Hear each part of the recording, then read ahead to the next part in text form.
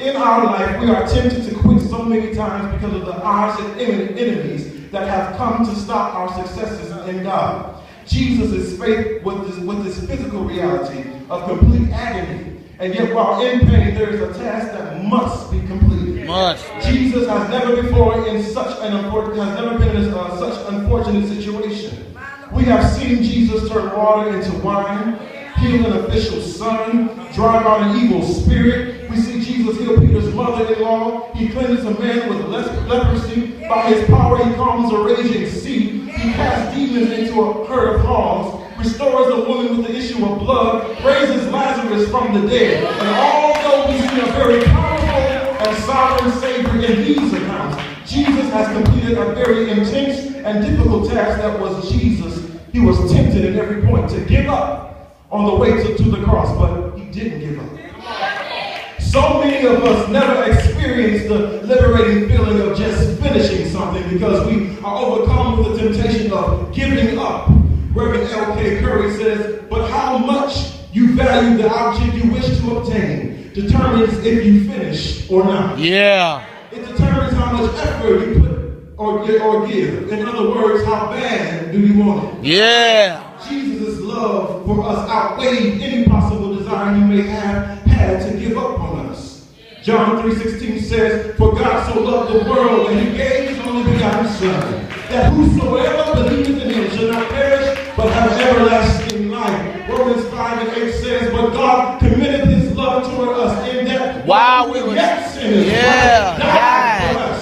I'm so glad that Christ's love is enough that he did not give up on me. He endured enough pain to give up, but he didn't give up. He could have left and ascended back to heavenly realm where his angels bowed before him, where his royal presence was catered to without question. Yet he leaves all of this, endures torture, ridicule, and undeserving crucifixion, all because he loved us. Yeah. Enough to finish the task. Finish. Sisters and brothers, I came to ask you, what do you love?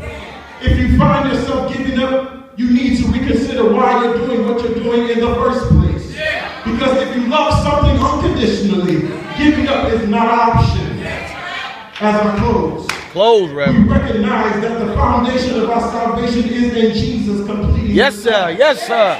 It is finished. Finished. But before anything is officially finished, it must go through proper inspection. It must go through proper inspection. No matter how much we desire for things in our lives to be finished, nothing is finished without going through the process of inspection. Yeah. After your debt is paid off, one could check the paperwork, one must check the bank statements and other proper documents to ensure that this is officially finished. Finished. After completing a number of treatments for particular sicknesses like chemo and taking pills, doctors would have to run a number of tests to ensure that it is finished. Officially finished. Yeah. But these forms of inspection happen after certain events. But there is a process of inspection for some things that must occur before and not after. When an airplane is built, and after all the parts, screws, and bolts are in place, the airplane must have an inspection before it takes flight. Inspection is an examination, a checkup, observation, and investigation. It is careful examination and or scrutiny. When Jesus was brought before Pilate, the Jews and the Sanhedrin council attempted to find fault in Jesus' actions. Pilate, the representative of the Roman government and the Jewish religious authorities, debated jurisdiction in Jesus' case. According to the law, the Jewish authorities could have stoned Jesus for the religious charge of blasphemy. But when Pilate inspected Jesus, he said, I find no fault in this man. So my question is today, can you pass inspection? I'm so glad that Jesus passed the inspection. Because if Jesus didn't pass it, the inspection of the liberating and salvific words, it is finished, would have never been uttered. No matter how hard or no matter how much you try to complete the task at hand, you will never finish it if you cannot pass the inspection.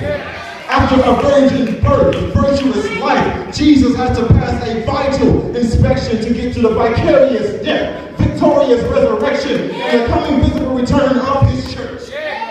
Although Jesus' inspection led to a horrible death, it is the process of his crucifixion that saved us all. He was betrayed by Judas, dragged from court to court, given a crown of thorns on his head. He was marked with a purple robe. He was beaten. He was scorned and abused. Nails hammered in his hands. Nails hammered in his feet. In all of this, Jesus still mustered enough faith, mustered enough strength to endure and declare these words I'm about to shout about. It is. Yeah. It is finished. But that's not how the story ends. Because 3 days later, he rose again. In his hand. I'm so glad that Jesus rose. I'm so glad that Jesus got up again. Walk and walk. Yeah. Away my feet. Nothing but the blood.